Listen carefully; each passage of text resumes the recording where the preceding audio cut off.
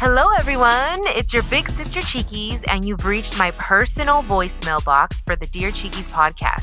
I'm here to give you advice on anything and everything you need help with, whether you're going through a breakup or having issues with your family, or maybe you have a question about my personal life. Whatever the case is, I want to hear from you. Remember, these are my thoughts and my opinions, and if you're suffering from a serious issue or hardship, you should seek help from a qualified professional. All right, now go ahead and leave your message at the sound of the beep. Hi, Chiquis. I am calling in because I'd like to get some advice from you. Me and my husband just had our 1-year anniversary. We met through our company that we had both worked for. We fell in love pretty quickly. We got married fairly quickly. In total, we have 5 kids. He has 1 son. I have 4 kids. My kids are mostly older, except for my baby girl. He has accepted my kids. He's, a really good man for, we all have our issues. So I have mine, he has his. But, for the most part, he is a very good man, treats me very well, accepted my kids, all of that. When I met him, he was a very hard worker. However, about 2 months ago, he ended up getting laid off from the company that we work for. I still work for them. After he got laid off, I feel like he fell into a rut. He doesn't seem to have any motivation to get a job. He applies, but doesn't really do follow-up, etc. And at first, I was really trying to support him. I'm really starting to struggle now financially, obviously, and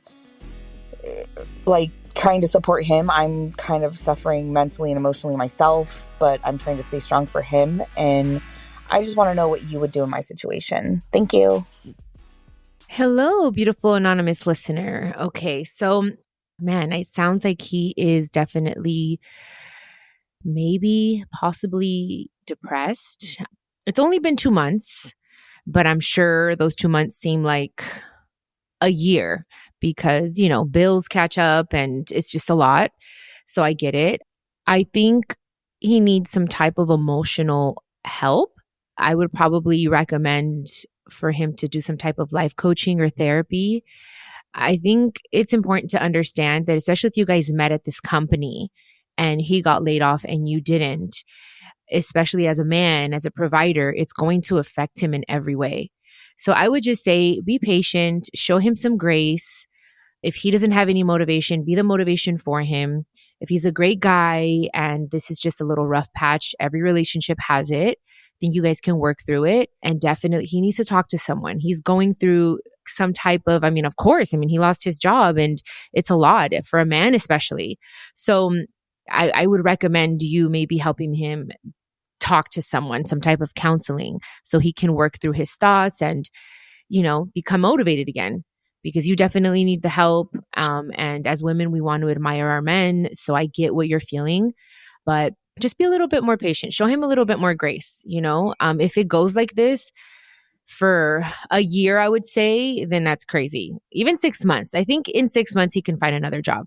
I would probably put some type of timeline and just in your head say, okay, I'm going to give it 6 months and then we have to figure it out and revisit this. But talk to him, show him love, show him support, be his motivation if he doesn't have it right now, and speak to him with love. I think what he needs is just speak to the king in him and just say, I still love you and it's okay. I'll help you through this. But he also needs to know, hey, we need the financial stability here.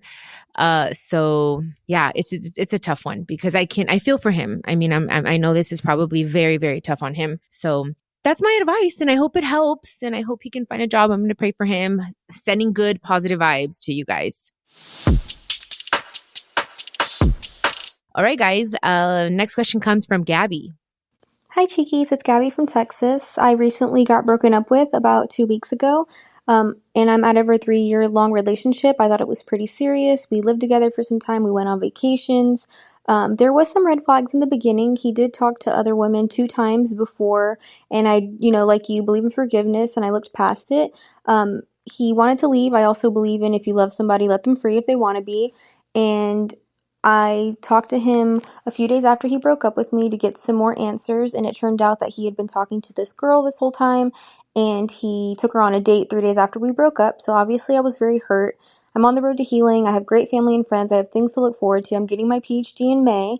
But my question is, how do I not let this dampen the way I see men when I am fully healed and ready to date? I think that's kind of what I'm scared of. Yeah, but I'm a big fan of you and your podcast and your family and everybody. And so I'd really like to get some advice. Thanks. Bye.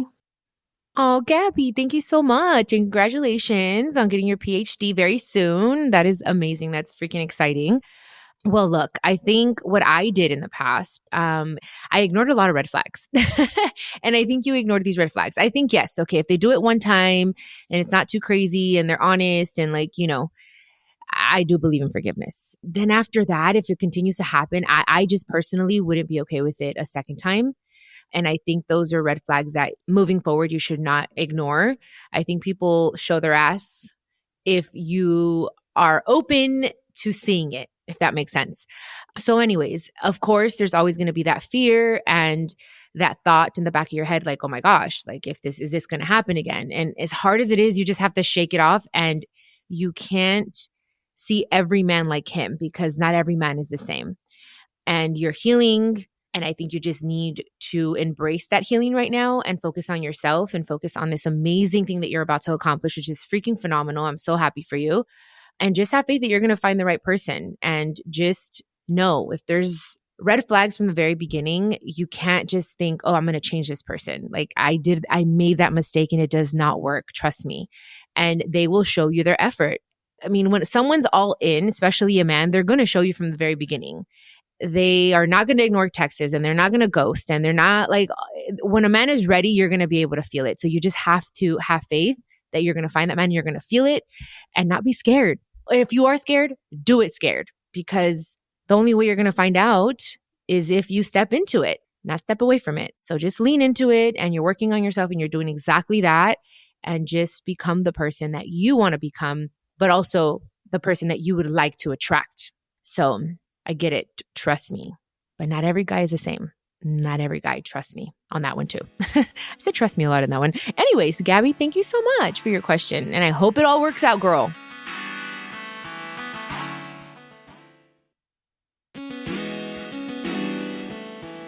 Okay, another anonymous listener. Let's see. Hi, Chiquis. I just came across your podcast, and I've been listening to you, your sister, like your whole family, ever since I was really young.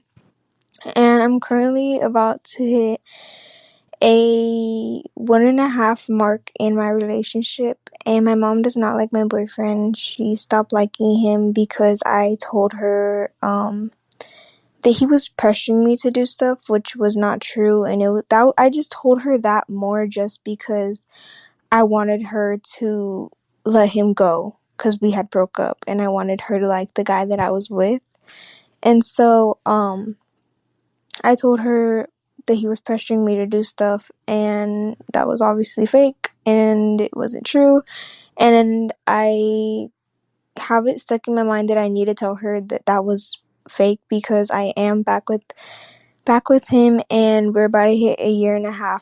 But I just need to know, how can I tell my mom? Obviously I shouldn't have lied, but I did, and I just need some help. Girl. Yeah, lying don't get us nowhere, trust me. So I get it. I understand. Okay. You just got to rip off the Band-Aid. Think you just got to go and tell your mom, I have something to tell you. Please try not to get upset, but I lied, and that's it. Like, you just got to own up to it. And there will be consequences, and it will be a little hard for her to trust you moving forward, but you could tell her, I'm going to show you that you can trust me. I understand. And just know, if you are going to say something, she might yell. She might want to just pull your hair a little. I don't know how your mom would react, but I think when you come to people and instead of people finding out on their own, it's always best to come and just fess up to it. And I think she'll appreciate and respect that. So you need to do this soon, so she doesn't find out that you're dating this guy a whole 1.5 years later. She's going to be like, what the heck? You've been lying this whole time. So it's going to be a little difficult. You have to understand that. Okay. You have to understand that, baby, because then she's going to feel like, oh, me estás viendo la cara, you're looking at me like I'm dumb. So just rip off the Band-Aid. Just do it. That's it. What's the worst that can happen? She's going to get mad, and that's all right. You can't blame her for being upset. But you got to tell her soon, because a year and a half, oh my goodness. So you got to hurry up, girl. So get on it and let me know what happens. Okay? All right. So our last question comes from Yesi. They say this is a question in Spanish, and it's also a bit of an adult question. Hola, Chiquis. Soy Yesi. Tengo mi novio de 38 años y yo tengo 42. Tenemos casi 6 años de relación y aún no hemos podido tener intimidad porque su miembro es muy pequeño y aparte porque emocionalmente pues no lo veo listo. Es muy inseguro y muy torpe. Entonces, hasta el momento no hemos podido concluir esa parte. Es muy buena persona y no sé si en realidad hago mal en alejarme de él, porque como dije, es buena persona, pero íntimamente no hemos podido conectar y pues siento que ya mi reloj está corriendo. No sé, ¿qué harías tú en mi lugar? ¿Te quedas con esa persona para poder estar bien emocionalmente, pero sabes que sexualmente no van a llegar a un acuerdo a pesar de que él es muy cerrado, no para poder intentar cosas nuevas con él, pues la verdad lo asusto. Entonces, dame un consejo, por favor. Gracias. Hola, Yesi. Muchísimas gracias por tu pregunta. Ahorita te voy a contestar, nomás deja explicar lo que estás preguntando in English, okay? So, okay, guys. So for those of you that don't understand Spanish, Yesi is telling me that she's been in an 8-year relationship with a man that's younger than her. She's 42, and this man is 38. And in these past 8 years, it seems like they haven't been able to be intimate because he has a small penis. And he is insecure and he doesn't feel comfortable and also doesn't and is not really open to exploring other things the way Yesi is. So she's just kind of running out of patience and is asking what she should do and what I would do. So this is a toughie. So let me answer her and then I'll get back to you guys in English. Okay, mi Yesi. Te entiendo, especialmente si me estás diciendo que es buena persona. Yo sé que estás en una posición muy difícil. Sí, sexo, intimidad es definitivamente muy importante en una relación. Y eso te iba a decir, antes de escuchar toda tu pregunta, te iba a decir, pues hay que intentar cosas fuera de, hay muchas cosas que se pueden hacer orales y juguetes, así como vibradores que se pueden usar, pero si él no está abierto a eso, está muy cabrón. Así que te entiendo completamente, pero como mujer tú tienes tus necesidades y yo te diría, si yo fuera tú, yo hablaría con él una última vez y decir, mira, estoy a las últimas, te quiero, eres buena persona, tienes buenas calidades, pero yo necesito intimidad y no es siempre penetración, pero también hay que ver fuera de la cajita, ¿no? Y si él no está dispuesto, pues tú tienes que tomar la decisión y eso es muy difícil, estar en una relación así. O sea, si él está muy cerrado, tú dile pues también que entiendes que eso no te importa, que esté chiquito su parte, pero tiene que ser más abierto. Si él quiere estar contigo, él tiene que poner de su parte. Y si no, pues si yo fuera tú, I would walk away. Yo diría, pues sabes qué, esto no va a funcionar para mí, no puedo estar así otros 8 años más, ¿no? Yo sé que es una decisión muy difícil, pero eso es lo que yo haría y espero que todo funcione para ustedes. Especialmente si es buena persona. Ojalá que él se abra un poquito más y que quiera hacer cosas fuera de lo común. So guys, I told Yesi that, sex is very important in every relationship. It definitely is. It's a huge part of making a relationship work. And she asked me what I would do if I was in her position. And to be honest, I'd have another conversation with him and tell him, hey, I'm at the wit's end of my rope and I love you and you're a great person and you have great qualities, but I'm a woman and I have my necessities, and I want to be touched and I want to be pleasured.